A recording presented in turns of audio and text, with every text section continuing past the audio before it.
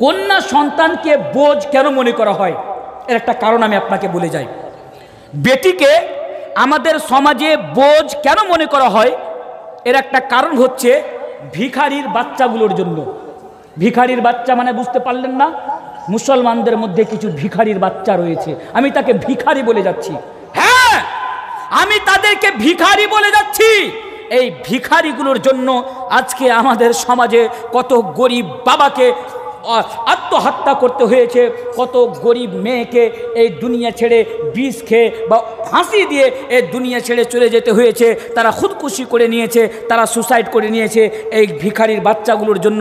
কারণ আজকে আমাদের সমাজে একটা সিস্টেম হয়ে গিয়েছে, আপনার বাড়িতে দুটি বেটি আছে, আপনি গরিব মানুষ, দিন খাটেন দিন খান, আপনি গরিব মানুষ টোটো চালিয়ে কোনো রকম আপনি সংসার মেনটেন করেন, কোনো রকম আপনি সংসার চালান। কিন্তু যখন ওই মেয়েগুলোর বিবাহ দিতে যাবেন, ওই ভিখারির বাচ্চাগুলো যখন বিয়ের জন্য আপনার বাড়িতে আসবে, বিয়ের ডেট পাকা হওয়ার পরে আপনাকে বলবে 3 লাখ টাকা দিতে হবে, তাহলে ছেলের বিয়ে দিব, না হলে বিয়ে দিব না। এমনটা ঘটে না? এমনটা ঘটে। কোনোদিন অনুভব করে আপনি দেখেছেন? এই তোমরা বিয়েতে যৌতুক নাও, তোমরা বিয়েতে ডিমান্ড নাও, তোমরা কি কোনোদিন ভেবে দেখেছো যে ওই গরিব বাবা যে তার মেয়ের বিবাহ দেওয়ার জন্য, যাকে তুমি বিবাহ করার জন্য রাজি হয়েছো, যাকে তুমি পছন্দ করেছো বিয়ে করবে বলে, তুমি তার কাছে 5 লাখ টাকা, তার কাছে 3 লাখ টাকা, তার কাছে 4 লাখ টাকা তুমি চেয়েছো? তুমি কি এই কথা কোনোদিন ভেবে দেখেছো যে ওই গরিব মানুষ, যে গরিব মানুষটা কোনো রকম সংসার চালায়, সে আপনাকে 5 লাখ কোথায় থেকে নিয়ে এসে দিবে? সেই লোকটা আপনাকে 10 লাখ, আর সেই লোকটা আপনাকে 3 লাখ কোথায় থেকে নিয়ে এসে দিবে? আপনি কোনোদিন ভেবে দেখেছেন? দেখবেন আমাদের সমাজে অনেকগুলো এমন গরিব মানুষ রয়েছে, যখন তার মেয়ে বিবাহ দেওয়ার সমান হয়ে যায়, তখন তার মাথায় বোঝা চেপে নেয়, কত মানুষের দাঁড়ে দাঁড়ে যায়, কত মানুষের কাছে যে হাত পাতায়, সরকারের কাছে যে লোন নেয়, সুদের ওপরে টাকা নেয়, জমি বিক্রি করে দেয়, সব কিছু বিক্রি করে দেয় ওই কন্যা সন্তানটার বিয়ে দেওয়ার জন্য। তার ফলে আজকে কন্যা সন্তান আজকে অনেক বাবার কাছে আজকে বোঝ হয়ে গিয়েছে। আর এই সিস্টেমটা, ডিমান্ডের সিস্টেমটা, ওই যৌতুকের সিস্টেমটা যদি সমাজে বন্ধ হয়ে যায়, তাহলে কোনো বাবার জন্য কন্যা সন্তান কিন্তু বোঝ হবে না। কথা আশা করি আপনারা বুঝতে পেরেছেন, আশা করি বুঝতে পেরেছেন। সব আপনাদের দিকে এরকম লোক খুঁজে পাওয়া যাবে? আপনাদের দিকে যৌতুক নাই? আজকে না কথা বললে গায়ে লাগে, কিন্তু সত্য কথা বলে যে থাকতে পারি না। যার যত টাকা তার যৌতুকের ডিমান্ডটা তত বেশি। আমার বেটা হাই স্কুলে চাকরি করে, বিয়ে দিতে গেলে 30 লাখ টাকা নিবে। মানে বেটা জন্ম দিয়েছিল বেগায়রা তোর কাছে 30 লাখ টাকা নেওয়ার জন্য। প্রাইমারিতে চাকরি করে 5 লাখ 10 লাখ টাকা নেবে, কালিয়াচকের মতো জায়গাতে ফ্ল্যাট কিনে নিবে, ইত্যাদি ইত্যাদি তাদেরকে ডিমান্ড থাকে। আমি বেশি কথা বলবো না, তবে আজকে আমি আপনাদের এই বামুন গ্রাম ইয়া বামুন টোলা, এই গ্রামে বসে মোল্লা তানভীর আলম আপনাকে একটা কথা বলে যাচ্ছে, কান খুলে এই কথাটা আপনারা শুনে রাখবেন। কি আপনার বাড়িতে যদি মেয়ে থাকে, কোনো ছেলে যদি বিয়ের জন্য আসে, আর সব কিছু ঠিক হওয়ার পরে সে যদি আপনার কাছে যৌতুক চায়, তাহলে ওই ভিখারির বাচ্চার হাতে আপনার মেয়ের হাত তুলে দিবেন না, ওর মুখে 2টা জুতো মেরে ওকে বাড়ি থেকে বের করে দিবেন। বলো ইনশাআল্লাহ। ইনশাআল্লাহ যতদিন পর্যন্ত ওই ভিখারিগুলোর মুখে জুতো না মারতে পারবেন, আমাদের এই সমাজ থেকে এই কুসংস্কার বের হবে না, আমাদের এই সমাজ থেকে এই ভিখারিগুলো খতম হবে না। আর আমরা যদি এটা শুরু করে দিই, ইনশাআল্লাহ কোনো মানুষ সাহস পাবে না কাউরি বাড়িতে যে যৌতুক চাওয়ার জন্য। এই আমলটা আমাদেরকে করতে হবে, বলো ইনশাআল্লাহ। কথা খারাপ লাগলে এটাই বাস্তব। আমরা কি জানি না ওয়ালা তাকুলু আমওয়ালাকুম বাইনাকুম বিল বাতিল? আমরা কি জানি না যে এটি হচ্ছে হারাম? বাতিল তরিকাতে মাল খাওয়া এটা হচ্ছে হারাম, যৌতুকের টাকা হারাম। আরেকটি কথা আমি আপনার সামনে বলে যাব, শুনুন। আপনার অন্তরে যদি বিন্দু পরিমাণ ঈমান থাকে, আমি আপনাদেরকে বলে যাচ্ছি, বিন্দু পরিমাণ যদি ঈমান থাকে, আজকে শুনুন, আপনি বিয়েতে যদি আপনার শ্বশুরের কাছ থেকে যৌতুক নিয়ে থাকেন, কালকে সকালবেলা শ্বশুরের বাড়িতে যাবেন, শ্বশুরের বাড়িতে যাওয়ার পরে বলবেন, আব্বা আমি ভুল করেছিলাম, আমার দ্বারাই অন্যায় হয়ে গিয়েছে, আমি এই যৌতুকের টাকা নিয়েছিলাম, এই নেন, এই টাকা আমার জন্য হারাম, এই টাকাটা আপনি নিয়ে নেন, আমি আপনাকে ফেরত দিয়ে দিলাম। হয়তো আল্লাহ তাবারাক ওয়া তাআলা আপনাকে ক্ষমা করে দিবেন। নয়তো যদি মরে যান যৌতুকের টাকা খেয়ে, কাল কিয়ামতে আল্লাহর আদালতে দাঁড়িয়ে আপনাকে প্রশ্ন করা হবে, আর এই প্রশ্ন উত্তর কিন্তু আপনাকে দিতে হবে। তাই সেই দিনের জন্য আপনি সাবধান হয়ে যান। বলে ইনশাআল্লাহ আমরা যৌতুকের টাকা ফিরিয়ে দেবো যদি নিয়ে থাকি, তাহলে বলে ইনশাআল্লাহ। ইনশাআল্লাহ। টাকা কি আর বের হয়? অত সহজ? এই হারামখোর মুসলমান হারামের টাকা ফেরত দিয়ে দেবে, এত ইমান তাজা আমাদের এখনো হয়নি। তবুও বলছি, যদি আল্লাহ আপনাকে হিদায়াত দিয়ে দেয়, আর যদি মৃত্যু বলে আপনার অন্তরে ভয় থাকে, তাহলে অবশ্যই আপনি যৌতুকের টাকা আপনার শ্বশুরকে ফিরিয়ে দেবেন। এই পেগাম, এই মেসেজ আমি আজকে আপনাদের সামনে দিয়ে যাচ্ছি। তো হ্যাঁ, বেটির ফজিলত নিয়ে আমি বর্ণনা করছিলাম। আচ্ছা, এখনো দুটি পয়েন্ট আছে, তবে এখানে আরেকটি কথা আমি আপনার সামনে বলবো। আজকে এই বিষয়টা আমার শুনে নিলেন, আপনি নামাজি মানুষ, 5 টাইম নামাজ পড়েন, সব কিছু করেন, কালকে থেকে নামাজ টামাজ সব ছেড়ে দিলেন। এবার বাবর ভাই আপনাকে যে বলছে, হাজি চাচা তুমি তো আগে 5 টাইমে নামাজ পড়তে, ফজরে আমাদের মসজিদে নামাজ পড়তে আসতে, জামাতের সাথে নামাজ পড়তে, কালকে জালসা শোনার পরে কি ব্যাপার আপনি নামাজ টামাজ সব কিছু ছেড়ে দিয়েছেন? ওই লোক তখন বলছে, বাবর আলী তুমি কি মওলানা তানভীর আলমের বক্তব্য শুনোনি? বলছে কি? বলছে উনি যে বলেছে যার বাড়িতে কন্যা সন্তান থাকবে তার বাবা মা জান্নাতে যাবে, আমার বাড়িতে যে 7টা বেটি নামাজ পড়ে কি করব? এমনটা যেন না হয়। এখানে আপনার বেটির ফজিলত বর্ণনা করা হয়েছে। তবে হ্যাঁ, আমি আপনাকে বলি, আপনি মনে মনে ভাবছেন আমার বাড়িতে তো বেটি আছে, কথা বলছি,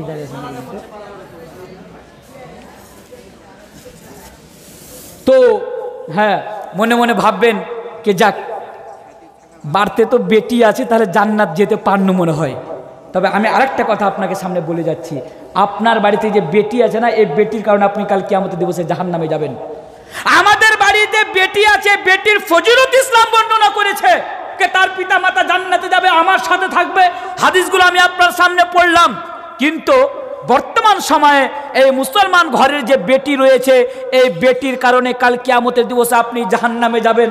এবার আপনি বলবেন, মওলানা সাহেব আমি এমন কি অপরাধ করলাম, মওলানা সাহেব আমি এমন কি অন্যায় করলাম যে আমার বাড়িতে বেটি থাকার কারণে আমি জাহান্নামে যাব? এজন্য আপনি জাহান্নামে যাবেন, কারণ আপনার বাড়িতে যে বেটি আছে, আপনার বেটির উপরে আপনার যে দায়িত্ব রয়েছে, আপনি আজ পর্যন্ত দায়িত্ব পালন করতে পারেননি। এই আমি আপনাকে বলছি, ভালো করে শুনবেন, সত্যি করে বলুন তো, আপনি তো হাজি সাহেব, আপনি তো মাস্টার সাহেব, আপনি তো মুলবি সাহেব, আপনি তো 5 টাইম মসজিদে যে জামাতের সাথে নামাজ পড়ুন, আপনার বুকে আপনার আত্মায় হাত রেখে বলুন তো দেখি যে আপনার মেয়ের প্রতি আপনার যা দায়িত্ব রয়েছে আপনি দায়িত্ব পালন করতে পেরেছেন? একজন মানুষ খাড়িয়ে আমার সামনে উঠে বলুন যে মওলানা সাহেব হ্যাঁ আমার বাড়িতে মেয়ে সন্তান রয়েছে, আমি ওর প্রতি যা আমার দায়িত্ব রয়েছে আমি দায়িত্ব পালন করতে পেরেছি বাবা হিসাবে। বলুন, একজন লোক দাঁড়িয়ে বলুন, আমি আপনাকে প্রমাণ করে যাব আপনার বাড়িতে যে মেয়ে সন্তান আছে আপনি তার দায়িত্ব আপনি পালন করতে পারেননি। এই দায়িত্ব পালন না করার কারণে কাল কিয়ামতের দিবসে হতে পারে আপনাকে জাহান্নামের ভিতরে যেতে হবে। দায়িত্বগুলো কি? বেশি দায়িত্ব আমি আপনার সামনে নিব না, জাস্ট 1-2টো কথা আমি আপনাকে বলবো। আপনার বেটি MA পাস, আপনার বেটি BA পাস, আপনার বেটি ব্যাঙ্গালোরে নার্সিং করে, আপনার বেটি কলকাতাতে নার্সিং করে, আপনি চায়ের দোকানে পায়ের উপরে পা উঠিয়ে আপনি বলেন, এই আমার বেটি MA, আমার বেটি BEd, আমার বেটি BSc, আমার বেটি MSc, আমার বেটি নার্স। আপনি আজকে চায়ের দোকানে বসে আপনি অ্যাটিটিউড নিয়ে এই কথা বলেন আর আপনি লোকজনকে বলেন। কিন্তু আমি আপনাকে বলছি, আচ্ছা ভালো কথা, আপনার মেয়ে একদিকে MA পাস, অন্যদিকে আপনার মেয়ে সূরা ফাতিহা জানে কিনা, এই জিনিসটা আপনি কোনোদিন তদন্ত করেছেন? একদিকে আপনার মেয়ে MA পাস, অন্যদিকে আপনার মেয়ে নামাজ পড়ার কি পদ্ধতি, নামাজ পড়লে গেলে কি দোয়া লাগবে, উজু করতে গেলে কি দোয়া পড়তে হবে, উজু করার কি পদ্ধতি আপনার মেয়ে জানে? এই খবর আপনি কোনোদিন নিয়েছেন? জি না, আমরা নিনি। আমরা কত হতভাগা বাবা, আমরা কত হতভাগা মুসলিম।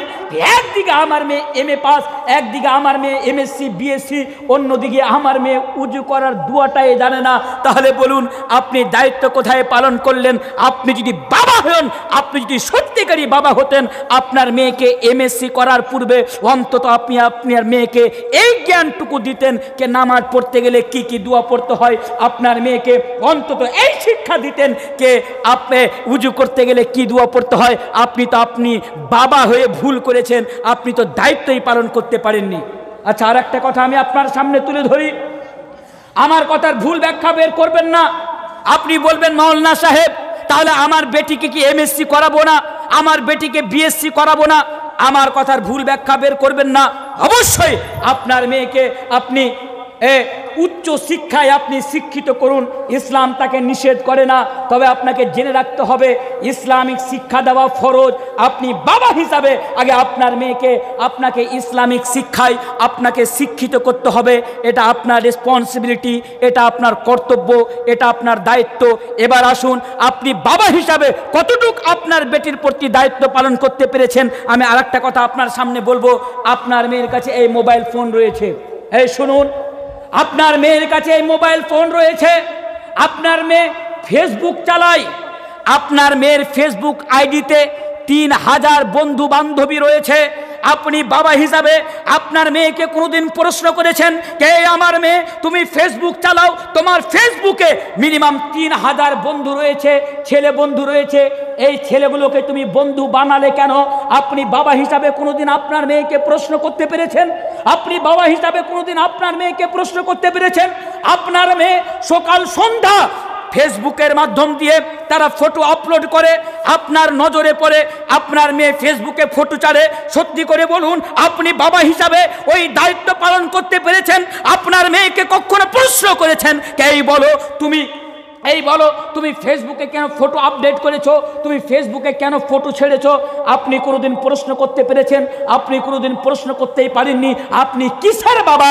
আপনি কি দায়িত্ব পালন করলেন কন্যা সন্তান জন্ম দিয়ে? আমি আপনাকে বলে যাই, আপনি যে বাবা, আপনার মেয়ে ফেসবুক আইডি থেকে উনি পোস্ট করে ইন এ রিলেশনশিপ উইথ ফালা ফালা ফালা, অর্থাৎ ফেসবুকের মাধ্যম দিয়ে সে প্রচার প্রসার করে আমি উমুককে ভালোবাসি। আপনি কোনোদিন আপনার মেয়েকে নিষেধ করেছেন, এই তুমি বলো তুমি বিয়ের পূর্বে কোনো ছেলেকে ভালোবাসলে কেন? তুমি কি জানো না ইসলামে বিয়ের পূর্বে ভালোবাসা হারাম? তুমি কি জানো না ভালোবাসা তো দূরের কথা, কোনো ছেলের সাথে কথা বলা হারাম? আপনি কি জানেন না? আপনি জানেন, তাহলে আপনি এই দায়িত্ব পালন করলেন না কেন? তাহলে আপনি বাবা হিসাবে আপনি এই দুনিয়াতে আর কি করলেন? আপনি একদিকে মেয়েকে এমএসসি করিয়ে, আপনি মেয়েকে লালন পালন করিয়ে আপনি বললেন আমি জান্নাতে চলে যাব, আমি বাবা হয়ে গেলাম। জি না, আপনি এখনো সঠিককারে বাবা হতে পারেননি, এখনো আপনি আপনার দায়িত্ব পালন করতে পারেননি। আমি আপনাকে আজকে বলে যাচ্ছি, আপনার বাড়িতে যে মেয়ে সন্তান রয়েছে আপনি কতটা দায়িত্ব পালন করেছেন। আমি যখন গাড়ি নিয়ে আপনার জলসাতে আসছিলাম, আমি কয়েকটি মেয়েকে দেখলাম যারা বাজারে ঘুরছিল। কই, আপনি তো দায়িত্ব পালন করতে পারেননি, আপনার মেয়েকে তো আপনি নিষেধ করতে পারেননি। আপনি কিসের বাবা হে? আপনি কিভাবে আপনি দায়িত্ব পালন করলেন? আমি আপনাকে আজকে বলে যাচ্ছি, বলুন তো দেখি, আপনার মেয়ে, ইসলাম বলছে যে কোনো ছেলে যেন কোনো ছেলে আর কোনো মেয়ে লা ইয়াখলুওয়ান্না রাজুলুম বিইমরাআতিন ইল্লা ওয়া মাআ, আল্লাহ রাসূল বলছেন যে কোনো ছেলে আর কোনো মেয়ে এক জায়গাতে যেন খুলওয়াতে তানহাইতে, বাংলাতে কি বলে তাকে, একজন ছেলে আর একজন মেয়ে নির্জন জায়গাতে যেন না থাকে, কারণ সেখানে থাকলে তৃতীয় জন শয়তান থাকবে। এই বলুন, আপনার মেয়েকে আপনি দেখছেন কোনো ছেলের সাথে, তার বন্ধুর সাথে কোচিং সেন্টারের বাইরে উনি দাঁড়িয়ে দাঁড়িয়ে কথা বলছেন, আপনার নজরে পড়লো। আপনি যে বাবা, কোনোদিন মেয়েকে প্রশ্ন করতে পেরেছেন, ওই তুমি ওই ছেলের পাশে দাঁড়িয়ে তুমি কি কথা বলছিলে? এই প্রশ্ন আপনি করতে পারেননি, তার মানে আপনি আপনার দায়িত্ব পালন করতে পারেননি। আরেকটি কথা এবার আমি আপনাকে বলি, ওয়ালা তুসাফিল মারআতু, ইসলাম বলছে আপনার মেয়ে মেহরাম ছাড়া, আপনার মেয়ে মেহরাম ছাড়া, মেহরাম বলা হয় ওই আত্মীয়গুলোর মধ্যে যাদের সাথে বিবাহ হারাম, যাদের সাথে বিবাহ হারাম আপনার সাথে। এবার আমি আপনাকে বলি, আপনার মেয়ে পাটনা ইউনিভার্সিটিতে পড়ে, আপনার মেয়ে কলকাতা ইউনিভার্সিটিতে পড়ে, আপনার মেয়ে ব্যাঙ্গালোরে নার্সিং করে, ভালো কথা, আমি এখানে আপত্তি করছি না, কারণ আমার এখানে আপত্তি করার জায়গা নয়। তবে আমি আপনাকে বলে যাচ্ছি, কারণ আপনি বাবা, সত্যি করে বলুন, আপনার মেয়ে যেদিন কলেজ যাচ্ছিল কলকাতা, আপনার মেয়েকে আপনি এই খালতিপুর স্টেশনে যে আপনি স্টেশনে চড়িয়ে চলে আসলেন, আপনার মেয়ে যেতে পারবে বলে আপনার মেয়েকে ভরসা করে আপনি ছেড়ে দিলেন। বলুন, এটাই কি আপনার দায়িত্ব? সত্যি যদি আপনি বাবা হতেন তাহলে নিজে আপনার মেয়ের সাথে যেতেন, আর নিজে যদি না যেতে পারতেন তাহলে আপনার ছেলেকে ওনার সাথে পাঠাতেন, বা ওই রিশতেদারগুলোকে পাঠাতেন যার সাথে ওর বিয়ে পড়া হারাম বা বিয়ে করা হারাম। মেহরাম কোনো রিশতেদারের সাথে আপনি তাকে পাঠাতেন, বাট আপনি এটা করতে পারেননি। তাহলে আপনি কিসের বাবা, কিসের আপনি জান্নাতে যাবেন। আমি আপনাকে বলে যাচ্ছি, আল্লাহ রাসূল হাদিসে বলেছেন কন্যা সন্তান থাকলে জান্নাতে যাবেন, তার ফজিলতগুলো আমি বর্ণনা করলাম। তবে আজকে আমি আপনাকে বলে যাচ্ছি, আপনার বাড়িতে যে মেয়ে সন্তান আছে, আপনি দায়িত্ব পালন করতে পারেননি বলে কাল কিয়ামতের দিবসে আল্লাহর কাঠ ঘোড়ায় আপনাকে দাঁড় করানো হবে। আর একটা কথা আমি আপনার সামনে আজকে বলে যাই। আচ্ছা, কতক্ষণ আলোচনা করতে হবে? আমি তো ভাবছি 2টা অবধি চালাবো আজকে, কোনো অসুবিধা আছে? আচ্ছা আচ্ছা, ইনশাল্লাহ থাকবে। আচ্ছা আচ্ছা, হ্যাঁ, এখনো শেষ করিনি, আমি দায়িত্বটা দেখাচ্ছি আপনাকে। বর্তমানে আজকে যখন আমি আসছিলাম, আজকের ঘটনা ইনশাল্লাহ, আজকে বিষয়টা আলাদা, আজকে বিষয়টা আলাদা। যখন তৌহিদের উপরে বলি তখন ওগুলো বলা যায়। তো যেটা বলছিলাম, আমি আপনাদের সামনে দায়িত্ব নিয়ে আমি কথা বলছিলাম। আজকের ঘটনা, আজকে আমি যখন আসছিলাম, ফেসবুক চালাতে চালাতে একটা পোস্ট আমার চোখের সামনে আসলো। শুনুন ভালো করে এই ঘটনাটি। এটি পড়ার পরে বা শোনার পরে হয়তো খুন কা आंसू रोने का दिल करेगा आपका। डर के मारे आप तड़पेंगे, लेकिन किसी के सामने आप अपना दर्द बयान नहीं कर पाएंगे। वो चोट आपके दिल में लगेगी। ওটি কি? আজকের ঘটনা আমি আপনাকে বলে যাচ্ছি। ফেসবুক যখন, আমি বাবা হিসাবে দায়িত্বটা কি আমি দেখাচ্ছি। ফেসবুক যখন অন করলাম, একটি পোস্ট আমি আমার সামনে দেখতে পেলাম। পোস্টটি উর্দু ভাষাতে লেখা ছিল, এখনও আছে মোবাইলে, আমি সেভ করে রেখেছি। উর্দু ভাষাতে পোস্টটি লেখা আছে। পোস্টটি লিখেছেন কে? একজন ভালো আলিমে দিন। ওনার নাম হচ্ছেন জুনায়েদ, ওনার নাম হচ্ছেন কি মক্কি, আমাকে দেখতে হবে। উনি কিন্তু পোস্টটা লিখেছেন।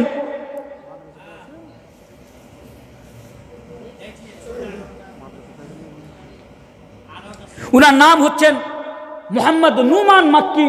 নুমান মাক্কি হচ্ছে ওনার নাম। ওনার লেখাটা আমি পড়তে লাগলাম। উনি লিখেছেন যে কিছুদিন পূর্বে আমি সৌদি আরবে আছি, আমার একজন বন্ধু আমার সাথে সাক্ষাৎ করার জন্য আসলো। আপনি বাবা হিসাবে ভালো করে শুনুন। নুমান মাক্কি সাহেব বলছেন, আমি সৌদি আরবে আছি, আমার এক বন্ধু আমার সাথে সাক্ষাৎ করতে আসলো। সাক্ষাৎ করতে আসার পরে এই ঘটনাটি আমাকে শোনালো। ঘটনাটি কি? ওনার বন্ধু বলছেন, আমি হাওড়া স্টেশন থেকে কলকাতা পাটনা যাওয়ার জন্য আমি হাওড়াতে রাজধানী এক্সপ্রেসে আমি উঠে পড়লাম। আমার সাথে আমার স্ত্রী ছিল এবং আমার সাথে আমার সন্তানেরা ছিল, ছেলে মেয়ে ছিল। আমরা সবাই পুরো পরিবার নিয়ে আমি ট্রেনে উঠলাম। ইতিমধ্যে আমি সামানগুলো গোছাচ্ছিলাম কে একজন লোক এসে আমাকে সালাম দিল। আমি ওয়ালাইকুম সালাম বলার পরে আমি তার দিকে দেখলাম, তো দেখছি মাশাআল্লাহ খুব সুন্দর চেহারায় দাড়ি লোকটার, আর মাথায় টুপি রয়েছে। বুঝতে পারলাম ইনি একজন ভদ্র মানুষ। বুঝতে পারলাম ইনার ওয়াজাকাতা ভালো, মানে ইনি একজন মুত্তাকি পরহেজগার মানুষ। ওনার সাথে তার একটি মেয়ে ছিল, যে মেয়েটি বুরকা পরেছিল। আমি বলছি না জুনায়েদ মাক্কি, নুমান মাক্কি সাহেব বলছেন, উনার বন্ধু বলছেন। আমি নিজ চোখে দেখলাম উনি আছেন, উনার সাথে একটি মেয়ে আছে। তারপরে উনি আমাকে বললেন কে দেখুন, আমার মেয়ে পাটনা ইউনিভার্সিটিতে পড়ে, আমার মেয়ে পাটনা যাচ্ছে, আমি মেয়ের সাথে যেতে পারবো না, কারণ আমার মেয়ে একাই যাচ্ছে, আপনি একটু দেখে শুনে আমার মেয়েকে নিয়ে যান।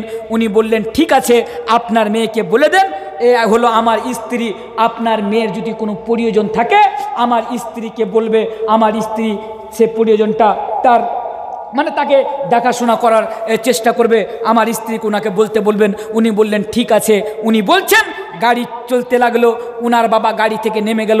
যখন কিছুটা দূরে গেলাম, এই মধ্যে ওই জানলার সাইডে বসেছিল আর একজন ছেলে, যুবক ছেলে এসে ওর পার্শ্বে বসে গেল। হঠাৎ এসে ওর পার্শ্বে বসে গেল। ওই ছেলেটির দিকে যখন আমি দেখলাম, দেখছি তার হাতে ধাগা বাঁধা রয়েছে, ভাগুয়া কালারের ধাগা বাঁধা রয়েছে।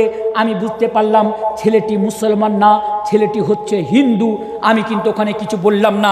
এবার ওই মেয়ে যে বুরকা পরে ওর বাবা নিয়ে এসেছিল, ওই মেয়ে আর ছেলেটি আপোষে বসে তারা হেসে হেসে কথা বলতে শুরু করে দিল। আমি বুঝতে পারলাম এরা এক অপরকে ভালোবাসে। তবে আমি কি করে তাদেরকে নিষেধ করব? কারণ আমি যদি তাদেরকে নিষেধ করতে যাই, তারা হয়তো বলবে আপনি কে যা আমাকে নিষেধ করছেন। আমি শুধু তাদের দৃশ্যগুলো দেখতেই থাকলাম। ওই ছেলের সিট বার্থ উপরে ছিল, কিন্তু ওই ছেলেটি ওই সিটে সে রাত্রেবেলা ঘুমিয়ে গেল। একই চাদরের ভিতরে ওই ছেলে আর ওই মেয়ে পুরো রাত সে ঘুমিয়ে থাকলো, আর আমি শুধু তাদের দৃশ্যই দেখতে থাকলাম। তারপরে পাটনা স্টেশনে যখন মেয়েটি নামলো, ওই মেয়েটি বুরকা খুলে দিল, সব কিছু খুলে দিয়ে ওই ছেলের হাত ধরে আমার চোখের সামনে দিয়ে বেরিয়ে চলে গেল। তখন আমি মনে মনে ভাবলাম, কাশ তেরে বাপ কা মোবাইল নাম্বার মেরে পাস হতা। উনি বলছেন, আমি মনে মনে ভাবলাম, তোর বাবার যদি নাম্বার আমার কাছে থাকতো তাহলে আমি তোর বাবাকে বলতাম যে আপনি যে মেয়েকে পাটনা ইউনিভার্সিটি শিক্ষা অর্জন করার জন্য আপনি পাঠালেন, আপনার মেয়ে ওদিকে যে কি রামলীলা করছে, কি খেলা খেলছে, তাহলে তোমার বাবা বুঝতে পারতো। উনি বললেন, আমি এই দৃশ্য দেখে আমি ওখান থেকে চলে আসলাম। তাহলে এই ঘটনা থেকে আমরা কি বুঝতে পারলাম? আপনার মেয়ে কলকাতাতে পড়ে, আপনার মেয়ে পাটনাতে পড়ে, আপনার মেয়ে শিলিগুড়িতে পড়ে, আপনি তাকে ট্রেনে উঠিয়ে দিলেন, আপনি বললেন আমার মেয়ে চলে যাবে, কিন্তু আপনার মেয়ে এখান থেকে আগে যে সে কি করছে আপনি জানতে পারবেন না। তাই আমি আপনাকে অনুরোধ করে বলবো, আপনি বাবা হিসাবে দায়িত্ব পালন করুন। তাছাড়া ইসলামের এটা স্পষ্ট কানুন, ইসলাম বলে দিয়েছে, খবরদার কোনো মেয়ে মেহরাম ছাড়া সেই জন্য সফর না করে, মেহরাম ছাড়া সেই জন্য চলাফেরা না করে। আপনার মেয়ে হোস্টেলে থাকে, আপনি তাকে রেখে আসুন। আপনার মেয়ে হোস্টেল থেকে বাড়ি আসবে, আপনি তাকে নিয়ে আসুন। কারণ আপনি জানেন, এই মুসলিম সমাজ, আপনি জানেন, আপনি বাবা হিসাবে, বাবা বলে আমি আপনাকে এই কথা বলে যাচ্ছি, আমাদের ভারতবর্ষের মাটিতে আজকে বহু নারী আজকে হিন্দু ছেলেদের সাথে ভালোবেসে আজকে তারা মুরতাদ হয়ে যাচ্ছে, আজকে তারা ইসলাম ধর্মকে ত্যাগ করে দিচ্ছে। আপনি কি জানেন, একটি ডেটা বেসিক 8 লক্ষ নারী, 8 লক্ষ মুসলমান ঘরের মেয়েরা আজকে ইসলাম ধর্মকে ত্যাগ করে দিয়ে ভালোবাসার নাম দিয়ে অন্য গ্যার মুসলিম ছেলেদের সাথে তারা বাড়ি থেকে পালিয়ে গিয়েছে। এই ঘটনাগুলো আমাদের চোখের সামনে ঘটছে। তাই দায়িত্ব হিসাবে আর কথাকে আগে না বাড়িয়ে আমি আপনাকে জাস্ট একটাই কথা বলবো, আপনার মেয়ে বাইরে পড়াশোনা করলে যাওয়া আসার দায়িত্বটা আপনি পালন করুন। আপনি না পালন করলে যারা মেহরাম রিশতেদার রয়েছে তাদেরকে তাদের সাথে পাঠান, ইনশাআল্লাহ আপনার মেয়ে অনেকটা ফিতনা থেকে বেঁচে যাবে। তাছাড়া আরেকটা সবচেয়ে বড় যেটা হচ্ছে দায়িত্ব, যেটা আপনি পালন করবেন, ওই দায়িত্বটার মধ্যে একটি দায়িত্ব হলো যে আপনার মেয়েকে আপনি দ্বীনি শিক্ষা দিবেন, আপনার মেয়েকে আপনি ইসলামিক শিক্ষা দিবেন, যাতে সেই বুঝতে পারে দ্বীন কি, যাতে সেই বুঝতে পারে ইমানের মূল্য কি, ইমান কত বড় দৌলত, যাতে করে আপনার মেয়ে বুঝতে পারে। আরেকটা কথা আমি এখানে অ্যাড করে দিই, এক জায়গাতে বলেছিলাম আমার বিরুদ্ধে অনেকে ভিডিও বানিয়েছিল, অন রেকর্ড আমি এই কথা বলে যাচ্ছি, এক জায়গায় আমি এই কথা বলেছিলাম বলে অনেক শিক্ষিত মানুষ আমার ব্যাপারে কুধারণা করেছিল, অনেক শিক্ষিত মানুষ আমার ব্যাপারে বাজে মন্তব্য করেছিল। আমি ইনশাআল্লাহ তাদেরকে উত্তর দিয়েছিলাম। তবে আজকে সেই কথা আমি আপনাকে বলে যাচ্ছি, আপনার মেয়েকে এমন শিক্ষা দেন যেই শিক্ষা আপনার মেয়ের যাতে দুনিয়া আর পরকালকে ধ্বংস না করে দেয়। এটা বাবা হিসাবে আপনাকে লক্ষ্য রাখতে হবে। কারণ আমি একজন মুসলিম হিসাবে ওই শিক্ষাকে আমি লাথি মারি, ওই শিক্ষাকে আমি জুতো মারি। যে শিক্ষা দিয়ে আপনি প্রাউড ফিল করেন, আমি ওই শিক্ষার কথা বলছি। আমি এটা কথা বলছি না আপনি আপনার ছেলেকে মেয়েকে স্কুলে পড়াবেন না বা কলেজে পড়াবেন না, আমি ওই কথা বলে যাচ্ছি না। সমঝদারোं के लिए ইশারা কাফি হে। আমি ওই শিক্ষাকে লাথি মারার কথা বলছি যে শিক্ষা আপনার মেয়ের পরকালকে ধ্বংস করে দিবে, যে শিক্ষা আপনার মেয়েকে পর্দা ছাড়া করে দিবে, যে শিক্ষা কাল কিয়ামতের দিবসে আপনার মেয়েকে জাহান্নামে নিয়ে চলে যাবে। আমি সেই শিক্ষার ব্যাপারে বলছি। আপনি সমঝদার, আপনি বুঝতে পারবেন যে আপনার মেয়েকে কি শিক্ষা দিতে গেলে তার পরকাল ভালো হবে, তার দুনিয়া ভালো হবে। এই দায়িত্ব আপনাকে পালন করতে হবে। এবার আসেন আরেকটু আগে আমি আপনাকে নিয়ে যাই। দায়িত্ব হিসাবে বলতে গেলে আরেকটা কথা আমার মনে পড়ে গেল। আপনাদের কালিয়াচকে না অনেকগুলো মিশন রয়েছে, আপনাদের চেয়ে ভালো কেউ বুঝতে পারবে না। অনেকগুলো মিশন আজকাল মিশন, স্কুল, কলেজ, মাদ্রাসা, অহরহ এই জিনিসগুলো আমরা দেখতে পাই। আপনি বাবা হিসাবে আপনাকে আমি এই কথাটা বলে যাচ্ছি। কত স্কুলে দেখবেন প্রোগ্রামের নাম দিয়ে আমাদের মেয়েদেরকে স্কুলের মঞ্চে ডান্স করানো হয় না? প্রায় স্কুল, কলেজ এবং এই যে মিশনগুলো রয়েছে, আমাদের মেয়েদেরকে নিয়ে যে সেখানে ডান্স করানো হয়। আমরা নির্লজ্জ বাবা হয়ে সামনে বসে বসে আমরা আমাদের মেয়েদের ডান্স দেখি, অথচ আমরা তাদেরকে নিষেধ করি না। স্কুলের যে চেয়ারম্যান রয়েছে তাকে যে আমরা বলি না, এই তোমার সাহস কি করে হলো আমার মেয়েকে মানুষের সামনে ডান্স করানোর, তোমার সাহস কি করে হলো, এই পারমিশন তোমাকে কে দিল? এই দায়িত্ব আজ পর্যন্ত আমরা পালন করতে পারিনি, তাই এই দায়িত্বগুলো আপনাকে পালন করতে হবে। বলুন ইনশাআল্লাহ। ইনশাআল্লাহ অনেকগুলো দায়িত্ব রয়েছে, তবে আর আমি আপনাকে দায়িত্ব দিকে নিয়ে যাব না। তবে আবার আসেন, আমি যে বেটির পয়েন্ট নিয়ে আলোচনা করলাম, এই পয়েন্টের মধ্যে এই কথাটা আমি আপনাকে বুঝাতে চাইলাম, বেটির অনেক ফজিলত, বেটির অনেক ফজিলত, বেটি আল্লাহর রহমত। ইনশাআল্লাহ বেটির যদি আপনি ভালো করে লালন পালন করে নিতে পারেন, কুন্নাল্লাহু সিতরাম মিনান নার, এই বেটি আপনাকে কাল কিয়ামতের দিবসে জাহান্নামের আগুন থেকে বাঁচাবে। আর হ্যাঁ, দায়িত্ব যদি পালন না করতে পারেন তাহলে আপনার ঠিকানা অতি খারাপ হতে পারে, এটা আপনি মনে রাখেন। এবার আসেন দ্বিতীয় নম্বর জিনিস। আপনারা যে না বুঝতে পারছি, রাত অনেক হয়েছে, আমি কিছুক্ষণের মধ্যে ইনশাআল্লাহ আমার বক্তব্য শেষ করবো ইনশাআল্লাহ, কারণ আমারও 1.5 ঘন্টা হতে চললো। 1.5 ঘন্টা হলে আমি পূর্ণ হলে আমি ইনশাআল্লাহ আমার বক্তব্য ইতি করবো ইনশাআল্লাহ। তো আর 2টি পয়েন্ট বাকি রয়েছে। স্ত্রী, আচ্ছা স্ত্রীকে ইসলাম যে অধিকার দিয়েছে, সত্যি করে বলুন তো আপনারা সেই দায়িত্ব পালন করতে পেরেছেন? সত্যি করে বলুন, পেরেছেন দায়িত্ব পালন করতে? আমরা ওই দায়িত্ব পালন করতে পারিনি। আমরা আমাদের স্ত্রীকে সেই মর্যাদা দিতে পারিনি। ইসলাম তাদেরকে যা মর্যাদা দিয়েছে, স্ত্রীর মর্যাদা কি, অনেক মর্যাদা।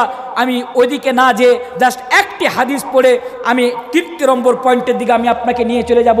ইসলাম আপনার স্ত্রীকে কি অধিকার দিয়েছে এবার দেখেন। আল্লাহর রাসূল জনাবে মুহাম্মদুর রাসূলুল্লাহ সাল্লাল্লাহু আলাইহি ওয়াসাল্লামের কাছে একজন লোক আসলেন। আসার পরে আল্লাহ রাসূলকে প্রশ্ন করছেন, হে আল্লাহ রাসূল, আপনি বলুন ইসলাম আমার স্ত্রীকে কি অধিকার দিয়েছে, অর্থাৎ আমার উপরে আমার স্ত্রীর কি হক বা কি অধিকার রয়েছে। আল্লাহ রসুল জনাবে মুহাম্মদুর রাসূলুল্লাহ সকলে পড়ুন সাল্লাল্লাহু আলাইহি ওয়াসাল্লাম বললেন জাস্ট 5টি জিনিস, তাহলে আপনি বুঝতে পারবেন ইসলাম আপনার স্ত্রীকে কি অধিকার দিয়েছে। আল্লাহ রসুল বলছেন, আনতুতিমাহা ইদা তাইমতা ওয়া তাকসুহা ইদা তাসাইতা ওয়ালা তাজরিবিল ওয়াজহা ওয়ালা তুকাব্বিহ ওয়ালা তাহজুর ইল্লা ফিল বাইত। প্রথম নাম্বার জিনিস, আল্লাহ রসুল আপনার স্ত্রীকে অর্থাৎ ইসলাম আপনার স্ত্রীকে অধিকার দিতে যে এই কথা বলছেন, আনতুতিমাহা ইদা তাইমতা, আপনি যা খাবেন আপনার স্ত্রীকে তাই খাওয়াতে হবে। কথা বুঝতে পারলেন না? আপনি যা খাবেন আপনার স্ত্রীকে তাই খাওয়াতে হবে, এটা ইসলাম আপনার স্ত্রীকে অধিকার দিয়েছে। এর মানে কয়জন বুঝতে পেরেছেন বলুন? আপনি যা খাবেন, আনতুতিমাহা ইদা তাইমতা, সহিহ হাদিস, আপনি যা খাবেন আপনার স্ত্রীকে তাই খাওয়াতে হবে। এবার বলুন ইনশাআল্লাহ আমরা যা খাবো আমার স্ত্রীকে তাই খাওয়াবো, বলুন ইনশাআল্লাহ। ইনশাআল্লাহ সব समझदार हैं, আপনারা বুঝতে পারবেন কি বললাম, আমরা তো বিড়ি খাই, বিড়ি খাওয়ানোর কথা বলবেন। হ্যাঁ, ইসলাম এ অধিকার দিয়েছে, আপনি বিড়ি খান আপনার স্ত্রীকে বিড়ি খাওয়াতে হবে, এটা ওর অধিকার, ইসলাম তাকে দিয়েছে। বলে ইনশাআল্লাহ আমরা বিড়ি খাওয়াবো ইনশাআল্লাহ। জি না, এখানে মানে হলো কি জানেন, আনতুতিমাহা ইদা তাইমতা। আমি বিড়ির ব্যাপারে কথা বলবো না, কারণ অনেক বলেছি বিড়ির ব্যাপারে, অনেক বলেছি, মানুষ ছাড়তেই পারছে না। বলছে মানুষের বিড়ি ছাড়বো কি করে, বিড়ি ছাড়লে যা হাগা হয় না, এটা একটা সমস্যা। আচ্ছা, তো আনতুতিমাহা ইদা তাইমতা এর মানে হলো আপনি প্রত্যেক দিন কালিয়াচক যে আর শাহবাজপুর যে বন্ধুদের সাথে আপনি chicken biryani, mutton biryani, beef biryani, একদম ভালো মন্দ জিনিস খেয়ে বাড়িতে চলে আসেন। বাড়িতে এসে আপনি আর খাওয়ার খান না, আপনার বাড়িতে আলু কিনারটা আলু নেই, আপনার বাড়িতে সবজি নেই, আপনার বাড়িতে কিছু নেই। এবার আপনার স্ত্রী বলছে, এই এই তুমি বাইরে যে খেয়ে চলে আসছো আর বাড়িতে যে খাওয়ার জন্য কোনো সবজি নাই। তখন আপনি স্ত্রীকে ধমক দিয়ে বলছেন, কেনা কানটাতে পাটের শাক লাগা নেই, কাটা খুঁড়ে শাক নাই, বাস্তগির শাক নাই, শাক তুলে খা, জিনা চলবে না। আপনি যদি ভালো মন্দ খান আপনার স্ত্রীকেও ভালো মন্দ খাওয়াতে হবে, ইসলাম তাকে এই অধিকার দিয়েছে। 1 নাম্বার জিনিস। 2 নাম্বার জিনিস, ওয়া তাকসুহা ইদা তাসাইতা, আপনি যা পড়বেন আপনার স্ত্রীকে তাই পড়াতে হবে। আবার উল্টো রিয়াকশন না হয় লুঙ্গি পড়াতে শুরু করে দিলেন স্ত্রীকে, যেন এমনটাও না হয়। যা পড়বেন তা পড়াতে হবে, মানে আপনি যদি ভালো পোশাক পরেন আপনার স্ত্রীকে ভালো পোশাক পরাতে হবে, অন্যদিকে আপনি 5,000 টাকা দামের প্যান্ট শার্ট পরে আপনি পিনছেন, আর এদিকে আপনার স্ত্রীর শরীরে ব্লাউজ নাই, আপনার স্ত্রীর কাছে কাপড় নাই, আপনার স্ত্রীর কাছে সায়া নাই, আর অন্যদিকে আপনি ফাঁট করে বেড়াচ্ছেন। এই শোনো, এটা চলবে না। আপনার স্ত্রীকে ভালো জিনিস পড়াতে হবে, ইসলাম তাকে এই অধিকার দিয়েছে। ওয়ালা তাজরিবিল ওয়াজহা, স্ত্রীর উপরে হাত উঠানো যাবে না, চেহারাতে স্ত্রীর মারা যাবে না, এই অধিকার ইসলাম আপনার স্ত্রীকে দিয়েছে। এবার আপনি বলবেন মৌলানা আমরা চেহারাতে মারবো না, চেহারা ছেড়ে অন্য জায়গাতে মারবো, হবে না? চেহারাতে মারলাম না, শরীরে অন্য জায়গাতে মারলাম, এমনটা হবে না। কারণ আমাদের একটা বদ অভ্যাস রয়েছে, আমরা কথায় কথায় আমাদের স্ত্রীর উপরে আমরা হাত উঠাই, কথায় কথায় আমরা স্ত্রীকে অপমান করি, কথায় কথায় আমরা স্ত্রীকে মারি, এটা আমাদের ব্যাড অভ্যাস রয়েছে। আসলে একটা হাদিস আমি আপনাদের সামনে তুলে ধরি, আবু দাউদ কিতাবুন নিকা, সহিহ হাদিস। একদিন আল্লাহ রাসূল বললেন, এই খবরদার তোমরা তোমাদের স্ত্রীর উপরে হাত উঠাবে না। সাহাবায়ে কেরামেরা স্ত্রীকে মারা ছেড়ে দিয়েছে। কিছুদিন পরে হযরত উমর রাদিয়াল্লাহু তাআলা আনহু উনি আল্লাহ রাসূলের কাছে আসলেন। আসার পরে বলছে, আল্লাহ রাসূল আপনি যেদিন থেকে আমাদেরকে মারতে নিষেধ করেছেন আমরা সেদিন থেকে স্ত্রীকে মারা ছেড়ে দিয়েছি, কিন্তু স্ত্রীর সামনে আর দাঁড়ানো যায় না, স্ত্রীর পাওয়ার বেড়ে গিয়েছে। ওকে বলছি এদিকে চল, তো ও ওদিকে চলছে। আল্লাহ রাসূল কিছু একটা করেন, আল্লাহ রাসূল বললেন ঠিক আছে তোমরা তোমাদের স্ত্রীকে মারতে পারো। এবার সাহাবায়ে কেরাম রোজের ঘাটা দেখেছিল, একদম ধুনে দিলে স্ত্রীকে, একদম রীতিমতো যে নিষেধ ছিল একদম রাগ ঝেড়ে দিলে স্ত্রীর উপরে। এবার অনেকজন নারী আল্লাহ রাসূলের বাড়িতে আল্লাহ রাসূলের স্ত্রীদের কাছে এসে বলছে আমাদের স্বামীরা আমাদেরকে এভাবে মেরেছে। তারপরে আল্লাহ রাসূল বললেন, এই তোমরা শুনো, তোমাদের মধ্যে যারা স্ত্রীকে মেরেছো তারা ভালো মানুষ না। অর্থাৎ ইসলাম আপনার স্ত্রীকে এই অধিকার এই মর্যাদা দিতে গিয়ে বলেছে যারা স্ত্রীর উপরে হাত উঠায় তারা ভালো মানুষ নয়, তারা ভালো মানুষ নয়। অন্য জায়গাতে ইসলাম তাদেরকে অধিকার দিতে গিয়ে বলেছে খায়রুকুম খায়রুকুম লিআহলিহি ওয়া আনা খায়রুকুম লিআহলি, যে তোমাদের মধ্যে সবচেয়ে অতি উত্তম ব্যক্তি হলো সেই ব্যক্তি যে ব্যক্তি তার স্ত্রীর নিকট ভালো, তার আহলে আয়ালের নিকট ভালো। তাহলে ইসলাম স্ত্রীকে ওই অধিকার দিয়েছে। তাহলে হাদিসটি কি?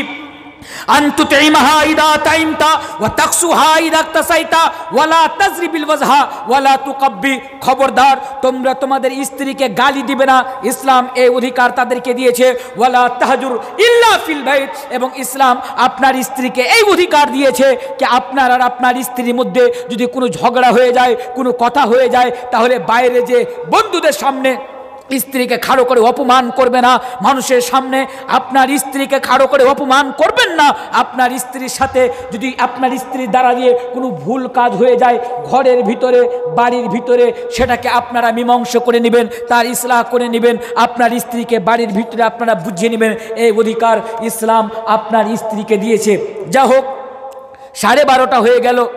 আমি তো ভেবেছিলাম কিছুক্ষণ আলোচনা আপনার সামনে করব, তবে 12:30 মানে বেশ রাত হয়েছে, আমারও 1.5 ঘন্টা হয়ে গিয়েছে, ঠান্ডার রাত। আর সবচেয়ে বড় কথা হচ্ছে কি আজকের পর কালকেও আগামীকালকেও আবার জালসা রয়েছে, যেটা আপনাদের সমাজে যেটা পরিচালিত 2 দিনে জালসা হওয়া, মানে প্রথম দিন তো এমনি, দ্বিতীয় দিন আসল জালসা হয়, তাহলে কালকেও আপনাদেরকে আসতে হবে। ফলে আমি আমার কথাকে আগে না বাড়িয়ে আমি এখান থেকে আমার বক্তব্যকে ইতি করছি। তবে ইতি করার পূর্বে এই 1.5 ঘন্টা যে বিষয়টি নিয়ে আমি আপনার সামনে আলোচনা করলাম, এই বিষয়টির মাধ্যম দিয়ে আমি আপনাকে এটা মেসেজ দিতে চাইলাম, বা আপনাদের মাধ্যম দিয়ে সারা বিশ্বের মানুষকে আমি এটি মেসেজ দিতে চাইলাম যে ইসলাম নারীদের উপরে অন্যায় অত্যাচার করেনি, ইসলাম নারীদের উপরে অন্যায় অত্যাচার করেনি। ইসলামই রয়েছে যে নারীদেরকে অধিকার দিয়েছে, নারীদেরকে মর্যাদা দিয়েছে, তাদের সম্মান বাড়িয়েছে, সেই মেয়ে হিসাবে হোক, সেই বোন হিসাবে হোক, সেই মা হিসাবে হোক, এবং সেই স্ত্রী হিসাবে হোক, ইসলাম তাদেরকে অধিকার দিয়েছে। এবার আসেন, এই অধিকার নিয়ে যদি আলোচনা করা যায় অনেক সময় হয়ে যাবে, তবে এই অধিকার নিয়ে কথা শেষ হবে না। তবে যেতে যেতে আমি আমার মা বোনদের উদ্দেশ্যে আমি কয়েকটি হাদিস আর কয়েকটি আয়াত আমি পড়ে যেতে চাইবো, কারণ আমি জানি অনেক মা বোন আজকে জলসা শুনতে এসেছে, ওনারা এখনও বসে রয়েছেন। মা বোন আমার, ইসলাম যেমন আপনাদেরকে অধিকার দিয়েছে, ইসলাম তেমনই আপনাদেরকে কিছু গাইডলাইন্স দিয়েছে। আর ইসলাম বলেছে আপনারা যদি সেই গাইডলাইন্সগুলোকে ফলো করে দুনিয়াতে জীবনযাপন করেন তাহলে ইনশাআল্লাহ আপনি দুনিয়া তো কামিয়াব হয়ে যাবেন আর আপনি আখিরাত তো কামিয়াব হয়ে যাবেন। আচ্ছা, সবারই হাত তো মনে হয় ঠান্ডা হয়ে আছে, মুসাফা করা যাবে? আচ্ছা, তো আপনারা কয়েকজন আছেন, আপনারা চলে যেন না, অন্তত কয়েক মিনিট আপনারা আমাকে সময় দেন। তো সেই গাইডলাইনগুলোর মধ্য থেকে কিছু গাইডলাইন হলো আপনার উপরে পর্দা করা ফরজ, আপনাকে পর্দা করে চলতেই হবে। তাছাড়া আপনাকে দিনের পথে জীবনযাপন করতে হবে। যা হোক, আমি সেদিকে কথা না বাড়িয়ে আমি আপনাদের উদ্দেশ্যে একটা কথা বলবো। এটি হচ্ছে মাদ্রাসা জলসা। আমার পূর্বে আপনারা আমার নানা মৌলানা আজিজুর রহমান বুখারী সাহেবকে আপনারা দিলেন। আমি তো এমনিতে আপনারা জানেন যে দান টান উঠাই না, তবুও আমি আপনাদের কাছে একটু লাস্টের বেলা অনুরোধ করব যে আপনারা যতজন আছেন এখানে, জানি না কাল পর্যন্ত হয়তো ভেবে আছেন যে কালকে দিব, কাল অবধি আপনি জীবিত থাকবেন কিনা এর কোনো গ্যারান্টি নাই। তাই আজকে আমি